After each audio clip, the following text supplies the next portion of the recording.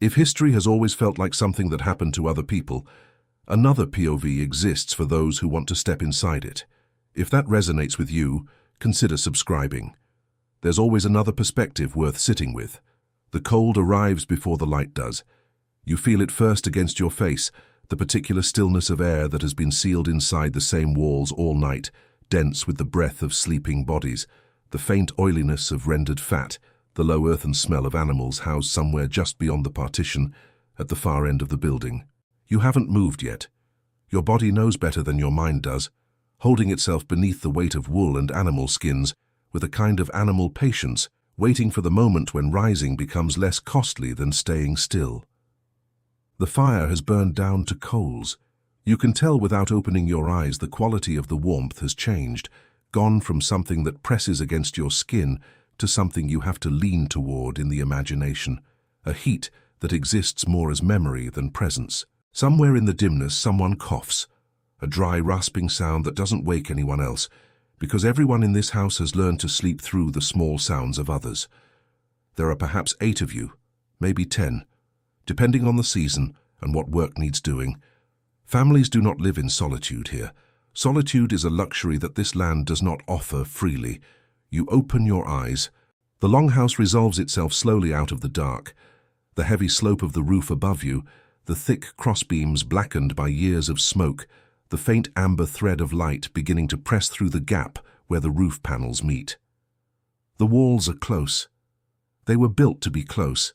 Timber packed and sealed against the kind of cold that, if you let it enter uninvited, takes its time leaving. On the benches across from you, bodies are still shapes under layered coverings. A child has turned in the night and is sleeping with one arm hanging loose over the edge of the platform, fingers just grazing the packed earth floor. You sit up carefully, your spine registering the particular complaint it has had every morning since last autumn, when a cartload of timber shifted wrong and caught you between the load and the fence post. Nothing broke. Something strained. It has not entirely forgiven you. The coals need tending. This is understood without being spoken. The fire is not a comfort here, or not only a comfort. It is the axis around which everything turns, the warmth that keeps the very young and very old from slipping away in the night, the heat that renders fat and dries fish and bakes flatbread on the hearthstone, the light that lets hands keep working after the sun has given up and gone. You rise and move toward it in the half-dark, bare feet on cold earth, and crouch down to find the glow still alive at the center, orange and patient, waiting to be asked to do more. You add tinder first, dry moss, a curl of bark, and then a careful arrangement of smaller wood, your hands working by feel as much as sight, the motions belonging more to the body than the mind. The flame responds tentatively, then with more conviction. The light it throws is yellow and unsteady, and it catches the face of the woman sleeping nearest the hearth, one of the older ones, her expression in sleep wearing a softness that her waking face does not often permit. She doesn't stir. By the time you have the fire built back to something substantial, the light outside the smoke hole has changed. It is still not quite dawn, not the full declaration of it, but the dark has thinned enough to suggest that the day is coming, whether or not you feel ready for it. The smell of the house is shifting too, the cold night smell beginning to give way to something warmer, wood smoke, and the faint sweetness of yesterday's porridge still clinging to the iron pot hanging from its chain above the fire. Outside, you know without going to check, the world is iron-grey and wet with whatever the night brought. It has been a mild week by the standards of this place and this season, which means the frost that laced the grass a week ago has relented to a persistent dampness that finds its way into boots, into joints, into the particular mood that long dark months breed in people who know they have more of the same ahead of them. You are not afraid of it. You were raised inside it. But there is a difference between not being afraid of something and welcoming it, and some mornings that distinction sits heavier than others. The others are beginning to wake, not all at once. The house comes to life the way the fire does, gradually, one consciousness at a time, finding its way back to the surface. A man pulls himself upright and runs both hands through his hair, blinking. Across the partition you can hear the shifting weight of one of the cows, a slow liquid sound, the drag of a hoof across straw. The animals have been inside since the cold deepened. Their warmth is part of what keeps this end of the building livable, a transaction that requires proximity and smell and a tolerance for sounds in the night that, eventually, you stop noticing. A boy of perhaps 9 crawls out from under his coverings with the boneless energy of the young and lands on the floor without particular care for the noise it makes. He looks at the fire, then at you, and for a moment there is nothing between you but the ordinary fact of morning, the shared understanding that the day has begun, that it will make its demands, and that the two of you are here to meet them. Then he moves toward the far end of the house to check on the animals, because that is what he does in the morning, and has done since he was old enough to be trusted with it. You reach for your outer tunic, still slightly damp from yesterday along the hem, and pull it over your head. The wool is coarse against your neck, not unpleasantly so, just present, the way most things are present here. Insistent, tactile, part of the ongoing negotiation between your body and the world it moves through. Someone will need to see to the weaving again soon. The loom has been waiting.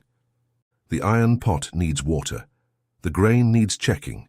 There was dampness last week in one corner of the storehouse, and it has been sitting in the back of your thinking since you noticed it, the way small worries do when there is no immediate remedy, but the potential consequence is large. Grain lost to mold in early winter is not a small thing. It is the kind of thing that reshapes the rest of the season. But first, water. You take the clay vessel from near the door and lift the latch. The cold outside is immediate and total, a different creature entirely from the cold inside the house. It has teeth, this cold, not violent, not dangerous in the way of the deep frosts still to come, but definitive.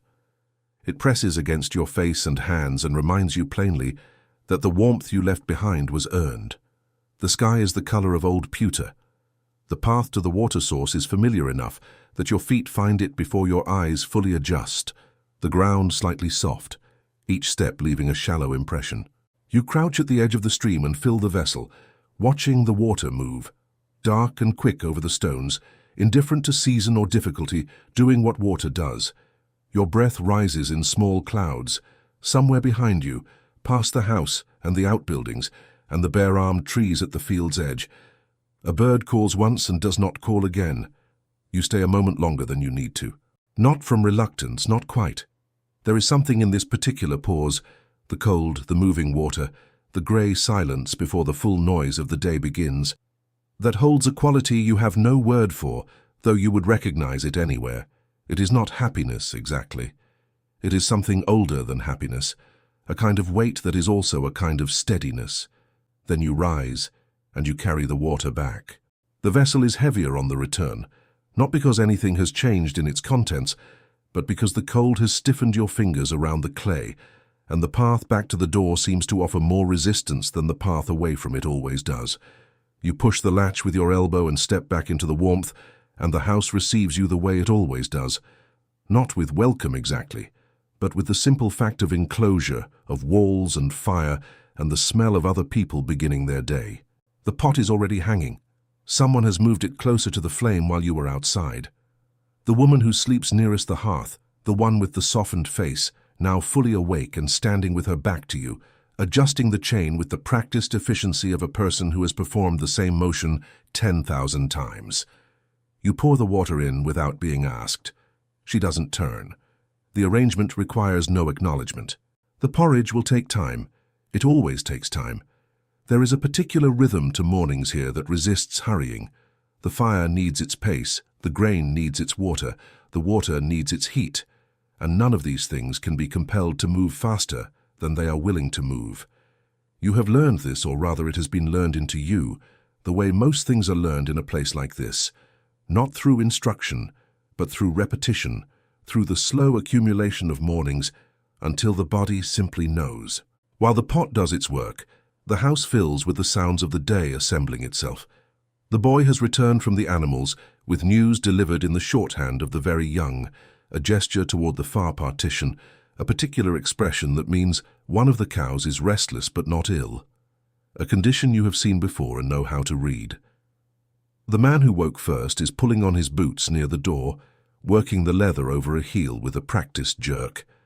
A younger woman is already at the loom, not weaving yet, but standing before it with her hands at her sides, studying the threads the way you might study a problem before committing to a solution.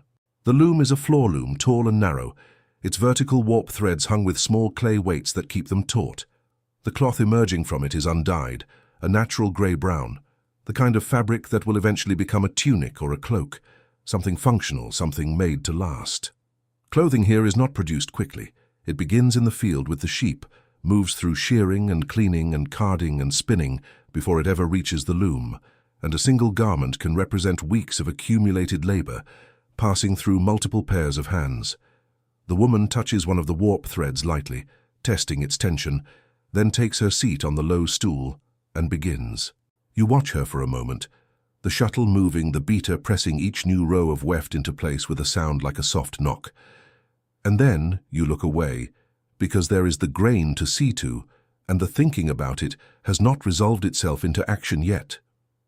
The storehouse is a separate structure, low and partially sunk into the earth on one side for insulation, its door fitted as tightly as skill allows.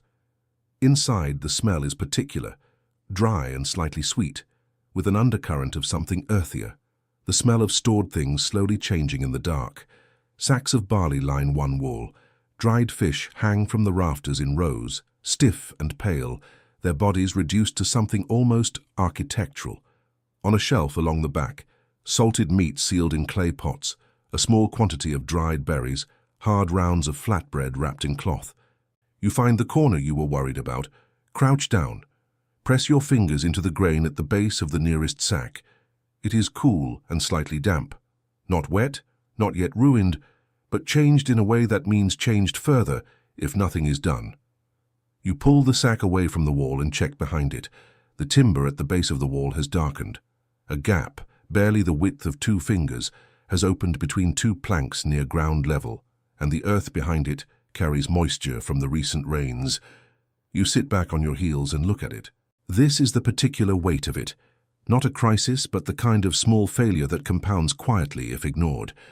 The gap needs packing. The grain in this sack needs moving somewhere drier and using first before the rest. Neither task is large. Together, they are simply part of the ongoing work of maintaining a structure against a climate that is always, patiently, trying to reclaim what was built in it. You carry the sack back inside and set it near the fire. Not too close, but close enough that the warmth will help. You will return with material to pack the wall later, when the morning's more pressing demands have been met. The porridge is ready by the time you come back in. The smell of it has changed the air in the house, something cooked, something warm and filling, the smell of a meal that is not elaborate but is sufficient. Sufficiency is its own kind of abundance here. The household gathers around the hearth with the unspoken ease of people accustomed to sharing space, each finding a position on the bench, each accepting the bowl passed to them without ceremony. The porridge is barley, thick and slightly nutty. Seasoned with nothing much beyond the fat that went into the pot. It is the taste of most mornings. You eat without particular attention to the eating, your gaze moving across the room, cataloguing what the day will require. There is always more than can be done.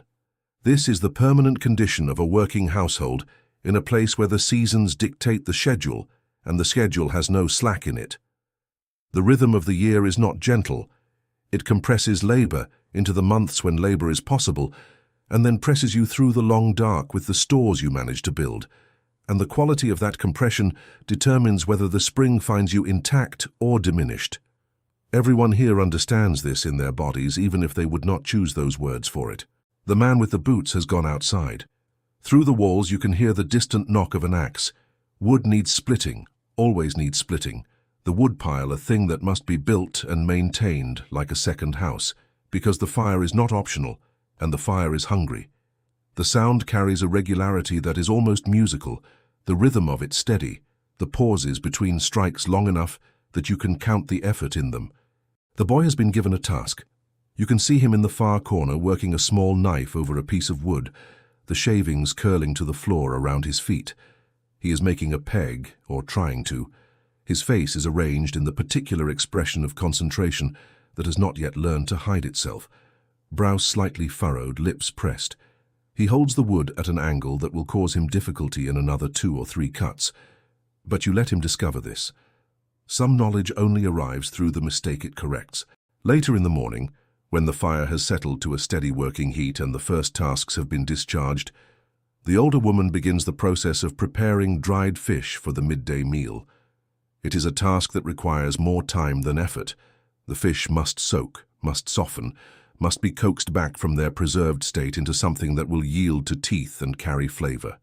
She works at the low table near the hearth, her movements unhurried, her attention divided between the fish and a conversation she is holding in a low voice with the younger woman who has stepped away from the loom. You catch fragments of it without meaning to. Something about a neighbor's household, a matter involving a piece of pasture land and a boundary marker that has apparently moved, or that someone claims has moved, in a way that suits one party better than the other. Disputes of this kind are not rare. The land here is not generous, and its limits are important in a way that makes their definition contentious. There will be an assembly at some point. There is always an assembly at some point, where such things are aired in front of those with standing to speak on them, and the shape of the argument matters as much as the underlying facts. You know the family they are discussing. You know the field. You let the conversation continue without adding to it, because some things settle better when left to settle, and because your own sense of where that boundary marker stood is not one that either party would find useful. Outside, the grey sky has lightened fractionally, not into sunshine, which is not forthcoming today, but into a pewter that is slightly more silver than before, the light diffusing through clouds thin enough to carry it without releasing it. The ground is wet. The bare trees at the field's edge stand with the patient resignation of things that know what is coming and have survived it before. You stand in the doorway for a moment, not quite inside and not quite out, feeling the two temperatures press against each other on either side of you. The cold is real. The warmth behind you is real. The distance between them is the width of a threshold, and you stand in it the way you often find yourself standing in the space between two states of things, between what the day requires and what the day allows, between what can be fixed now and what must be carried forward. Then the boy calls out from inside something small, a question about the peg, and you turn back in. The peg is wrong, as you knew it would be. Not badly wrong, the knife has done its work, the wood has taken shape, but the taper is uneven, wider on one side than the other, which means it will seat loosely and work itself free under pressure. You take it from him without comment and turn it in your fingers, letting him see what you are seeing. He looks at it with the particular expression of someone locating the gap between what they intended and what they made. You hand it back, show him with your thumb where the next cut needs to go and how much to take.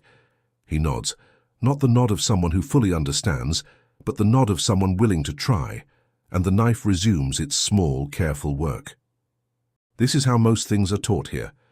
Not through speech primarily, but through proximity and repetition, through the slow absorption of watching someone who knows do the thing until knowing begins to take up residence in the watcher's own hands. You learned the same way. Someone stood over you once, a long time ago, and showed you with a thumb where the cut needed to go. The morning has found its pace now. The household has distributed itself across its various tasks, the way water finds the channels available to it. Not by decision exactly, but by the accumulated understanding of who does what and when and why, a grammar of shared labor that requires no daily renegotiation. The loom continues its soft knock and settle. The fish continue their slow return from preservation to food. Outside, the axe has stopped for a time and then resumed, the man working his way through a rhythm of effort and rest that you recognize as sustainable, the pace of someone who knows the pile is never truly finished and has made his terms with that. You take yourself to the wall that needs mending.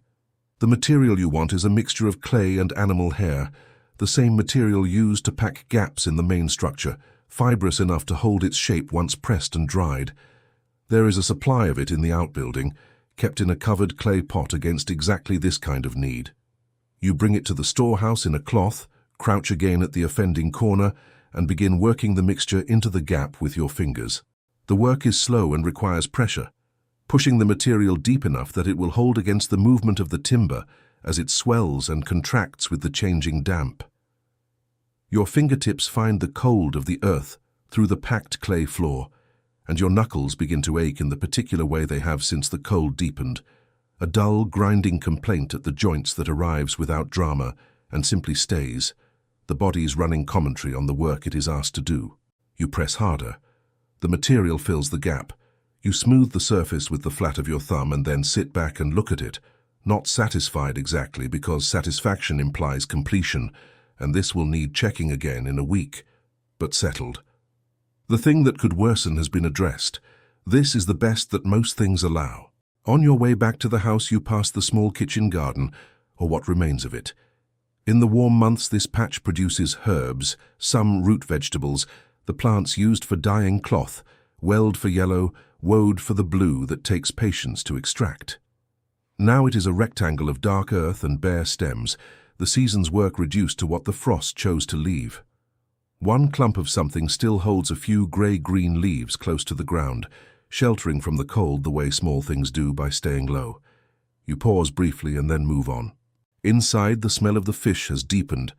The soak has drawn out whatever the drying compressed, and the older woman has added dried herbs to the water, something sharp and clean that cuts pleasantly through the heavier air of the house. The fire has been built up slightly for the midday meal, and the room is warmer than it was this morning. The younger woman has returned to the loom. The boy has moved to a position closer to the fire and is working the peg again with a focus that suggests the second attempt is going better than the first. You pull a stool near the light and take up the harness that has been waiting for attention since before the last rain. The leather is stiff where it dried too quickly, and one of the straps has a long crack running along its inner face, not broken through yet, but a weakness that will become a break at exactly the wrong moment if it is not addressed. You work a small amount of rendered fat into it with your thumb, moving slowly up the length of the strap, feeling the leather begin to yield. The room holds its sounds. The loom. The fire. Somewhere beyond the far partition, one of the animals shifts and settles. Outside, wind has picked up from the north. You can hear it pressing against the walls, finding the joins, testing the construction the way it always does. And the construction, as it always does, holds. These walls were not built by accident. They were built by people who had felt this exact wind and known it would come again. At midday, the household eats together for the second time. The fish is ready, pale, soft, slightly salty, carrying the herbs through the flesh. And there is bread baked on the hearthstone, flat and charred lightly on one side, which is not a failure but a preference, the char adding a bitterness that cuts the salt. You eat with your hands, seated on the bench, the bowl balanced on your knee. No one speaks much during the eating. There is a kind of mutual concentration that settles over the household at meals, not reverence exactly, but a recognition that this, the food, the fire, the fact of being gathered, is not incidental. The boy finishes before the others and turns the peg over in his fingers, tilting it to the firelight. The taper is better. You can see it from where you sit. He does not show it to anyone. He simply looks at it for a moment with the private expression of someone confirming something to themselves and then sets it down beside him. After the meal, the distribution of the afternoon takes shape around what is possible. The light here has always been the governing fact of the cold months. What the day can hold is determined first by what can be seen, and the daylight hours are short enough now that any task requiring careful vision must be done close to a window or the fire. The older woman has moved her mending to a spot near the door where the grey outdoor light falls in at a low angle. The younger woman remains at the loom where she has been all morning. The harness will occupy you for another hour at least. The man comes in from the woodpile in the middle of the afternoon, stamping his boots in the doorway, his breath still visible in the cold air he brings with him. He reports on the pile with the brevity of a man who has counted and assessed and arrived at a conclusion he does not find entirely comfortable. Not dangerous, his expression says, but less than it should be for this point in the season. Another week of work, and the question becomes manageable. The information passes through the room without drama, absorbed by everyone who hears it, filed into the ongoing reckoning that every person in the household carries. What they have, what they need, what the distance between those things demands. You note the ache in your knuckles has spread to the wrist. You change the angle of your grip on the harness and continue. There is a rhythm to the afternoon that is different from the morning, slower, more interior. The energy of the day's beginning has been spent on the beginning, and what remains is the steady application of attention to whatever is in front of you, without the briskness of early hours. The fire needs adjusting and you adjust it. The harness progresses. The loom moves through its patterns. The light outside has begun the long descent it makes here in the cold months, the grey brightening to almost nothing before it starts pulling back, contracting the day from its edges inward. The boy brings you the peg. He doesn't say anything.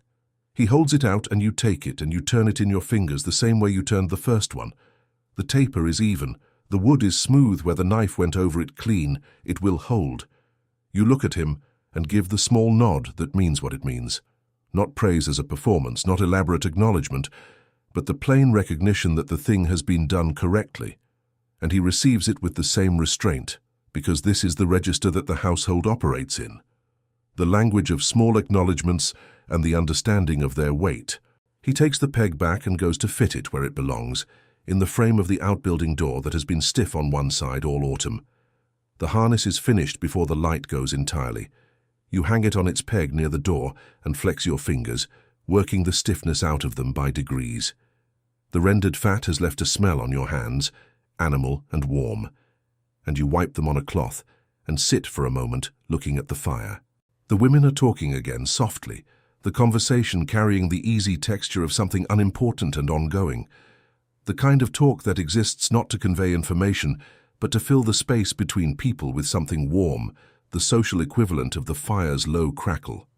You catch a word here and there, something about a family further inland, something about cloth, a particular color, a technique for setting dye that someone learned from a trader passing through before the cold came. Traders. The word carries a kind of distance with it. The world beyond this farmstead is present in the household in small ways, in the few objects that did not come from the land itself, a knife blade of iron brought from a smithy 2 settlements over, a bead of dark amber at the older woman's neck, the particular weave of one blanket that came from somewhere south of here and arrived folded in a pack tied to a horse. The world is large. It reaches this far. And then it stops at these walls, and what is inside the walls is sufficient. Outside, the wind has shifted slightly. The quality of its sound against the roof has changed. A lower register now, more sustained, which means it has turned from gusting to blowing steadily from the northeast. You know this wind. Everyone in the house knows this wind. It means the temperature will drop tonight and drop further toward morning, and the fire will need to be banked carefully before sleep. You get up and add wood before you have been asked to. The evening arrives not as a moment, but as a gradual withdrawal. The light at the door gap thinning from grey to the colour of old ash, then to nothing, and the firelight filling the space the daylight leaves with its warmer, less reliable version of visibility. The house contracts with the dark, not physically, but in the way attention contracts, the world outside the walls becoming theoretical, while everything inside becomes more present, more immediate. The faces across the hearth, the smell of the evening meal beginning, the sound of the wind now a permanent condition rather than an occasional observation. The older woman has moved the pot back over the fire. Tonight there is something more substantial than porridge, a broth built on the bones from earlier in the week, extended with grain, and what remains of the root vegetables brought in before the frost made retrieval a misery. The bones have been simmering since mid-afternoon, and the smell they have produced is deep and slightly sweet, the smell of collagen surrendering to heat, of marrow giving up what it held. You have smelled this smell your entire life. It means evening. It means the work portion of the day is closing. You take yourself to the water basin near the door. The basin is shallow, carved from a single piece of stone, and the water in it is cold, cold enough that you hesitate for one small moment before pressing both hands into it and bringing the water to your face.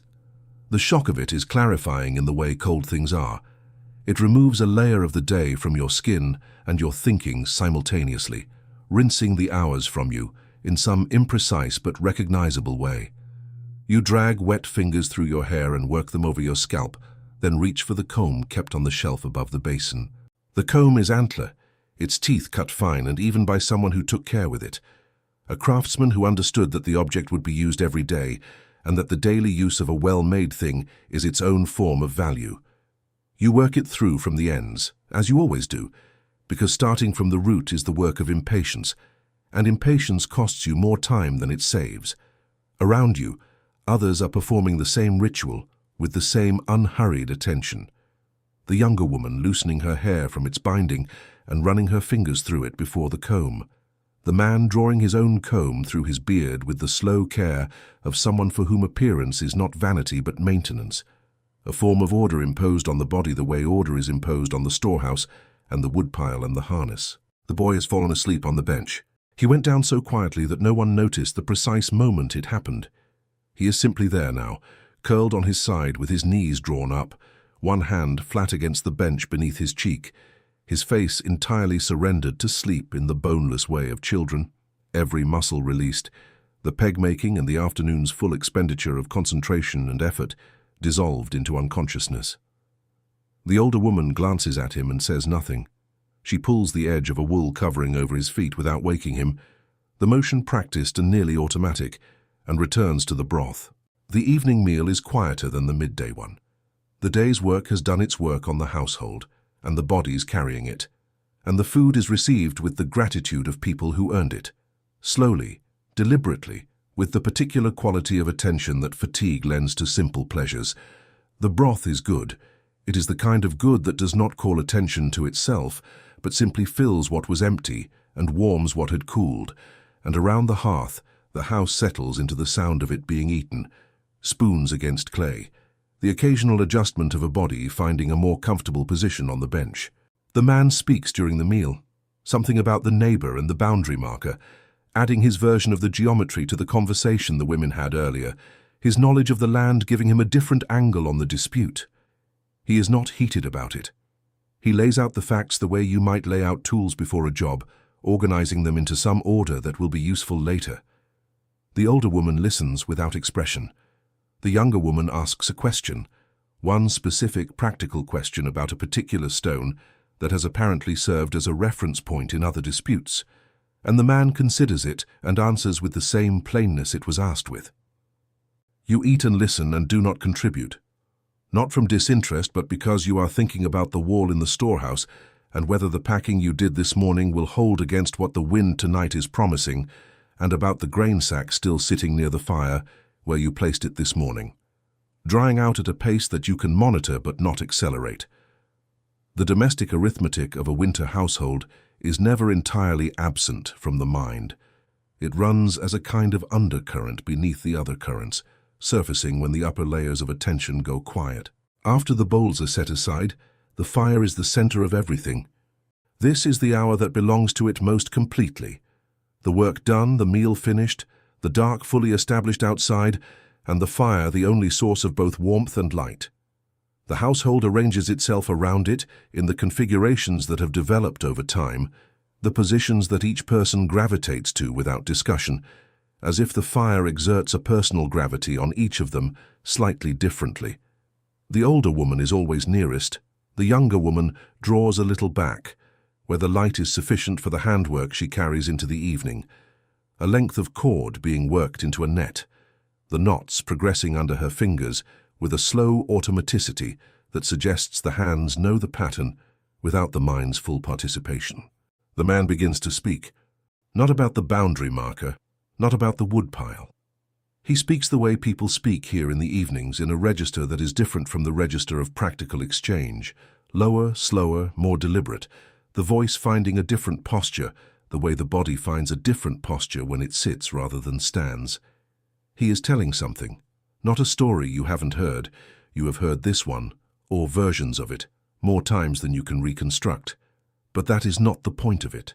The point of it is the telling itself, the act of taking what is known and known and known and putting it into the air of the room again, where it can do what it does, remind you of the shape of things, locate you within a larger story.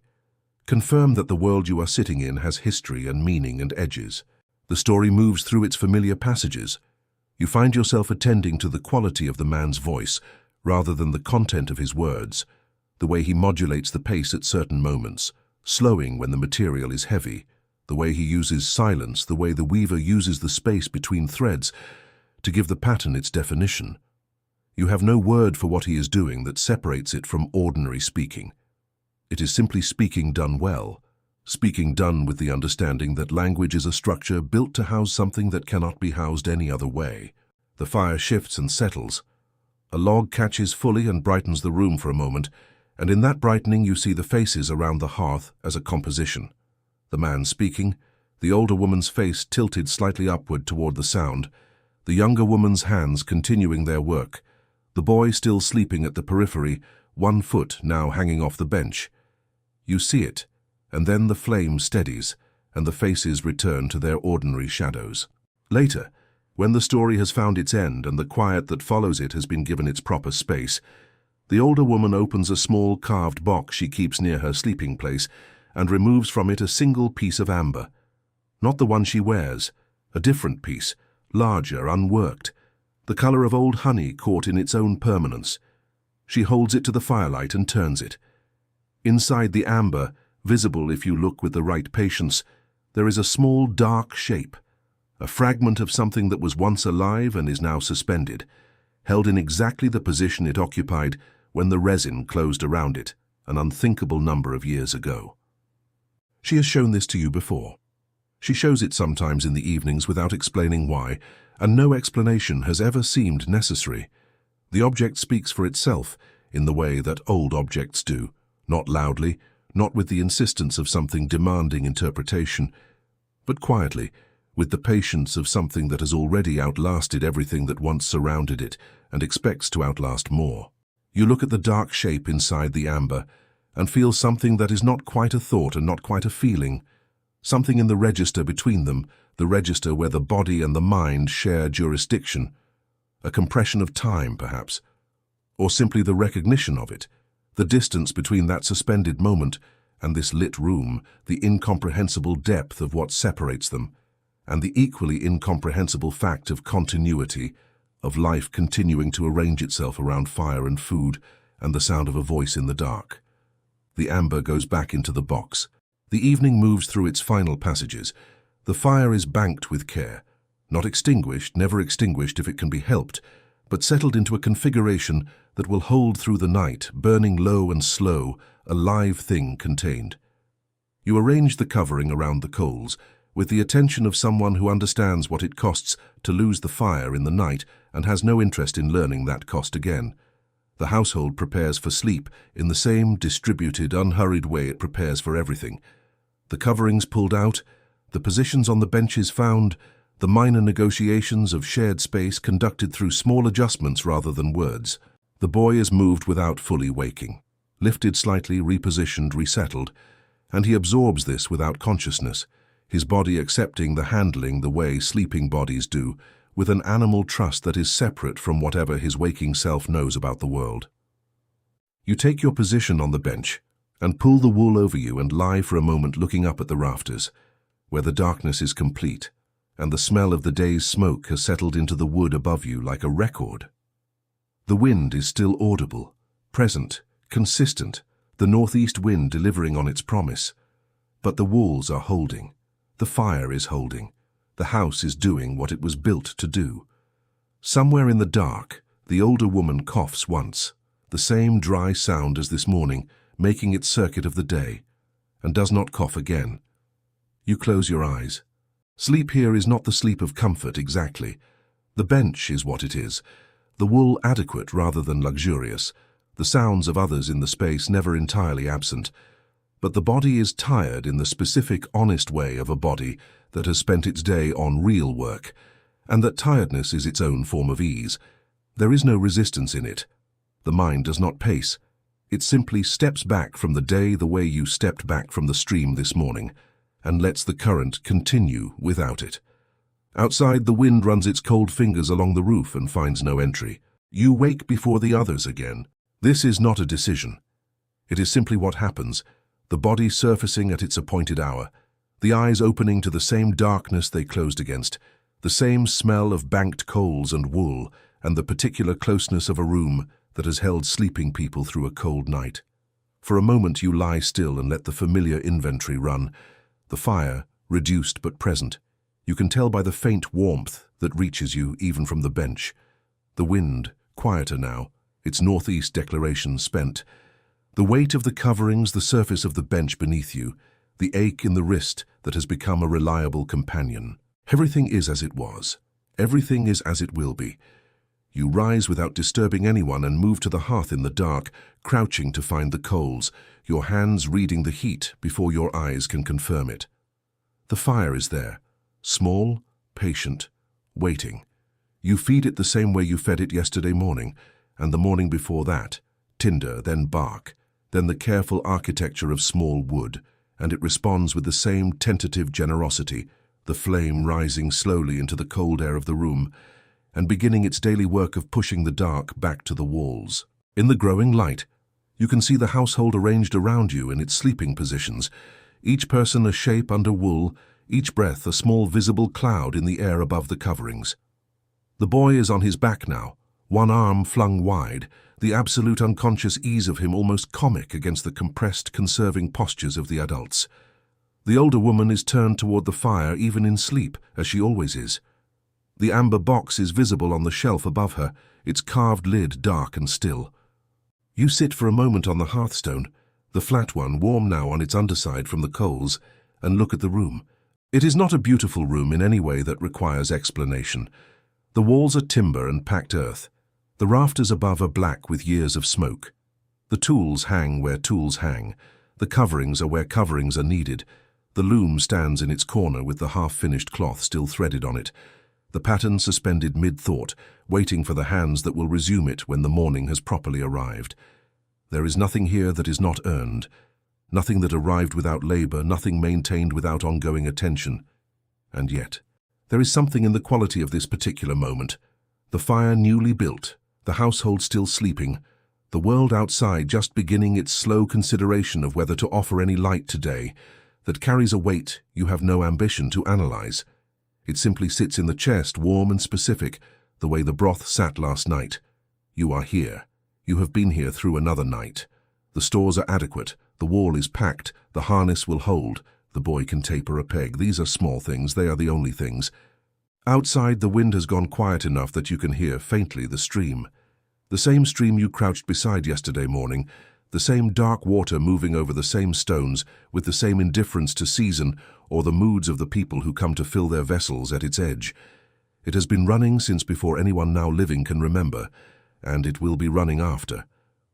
This is not a melancholy thought. It is simply the thought that the stream offers, if you are quiet enough to receive it. You think, as you sometimes do in these early minutes before the day begins its demands, of the people who built these walls. Not by name, you do not know their names, or know them only in the abbreviated way of oral passage, the names reduced to function by the generations that have carried them forward. But you know their hands were here, in the grain of the timber, in the way the hearthstone was placed at the exact angle that draws the smoke upward most efficiently, in the depth of the storage pit and the height of the door lintel, not so high as to waste warmth, not so low as to require the constant submission of bowing. Every decision made in the construction of this place was made by someone who understood the same wind, the same cold, the same arithmetic of fire and food and the length of winter. You are continuous with them in some way that is hard to name but easy to feel, here in the early quiet, before the day begins insisting on itself. The fire is strong now. The room is warmer. From somewhere at the far end of the house, past the partition, one of the cows makes a long, low sound, not distress, just the sound of a large animal announcing its awareness of the morning, its readiness to be attended to. The boy stirs on his bench, does not wake, but shifts, the body beginning its own slow negotiation with consciousness. You should get the water. You will. In a moment. But first you stay where you are, on the warm stone with the fire at your back and the sleeping household around you, and the sound of the stream just audible beneath the wind's absence. You stay because this moment, this exact configuration of warmth and quiet, and the knowledge of work waiting, is not nothing. It is, in some sense you would struggle to articulate to anyone who had not lived it, a great deal. The kind of thing that does not announce itself as significant because it is too busy being real. This is what most lives were. Not the raids written into foreign chronicles, not the carved stones with their interlace and their runic declarations, not the ships moving over grey water toward something dramatic and distant. Those things existed. They are part of the story, but they are not the center of it, or they are the center of it only for the few, only sometimes, only briefly. For most people, most of the time, the center was this: fire, food, the next task, the small repairs, the evening story, the cold stream, the child sleeping, the amber in its box. The lives that left the fewest marks on history were often the ones most fully occupied with living. You get up. You take the clay vessel from its place near the door. You lift the latch. The cold is immediate and real and familiar. The sky above the tree line is lightening at its eastern edge, not into warmth, not today, but into the particular grey-blue that precedes whatever the day has decided to offer. Your breath rises in front of you.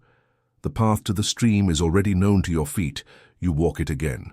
And in the walking, in the cold, in the early light, in the sound of water growing clearer as you approach, there is something that belongs to everyone who has ever risen before the others to tend a fire, who has carried water in the dark, who has pressed their hands into cold earth to keep the grain dry, who has sat with a sleeping child and felt the unbearable ordinary weight of being alive in a specific place at a specific time, and knowing, without needing it confirmed, that this is what it means to be here. Some stories don't end. They simply continue in different hands.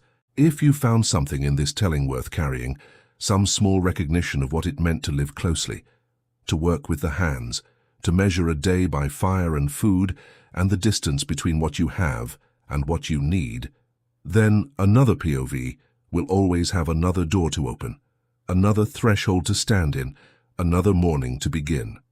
Come back when you're ready. The fire will be built.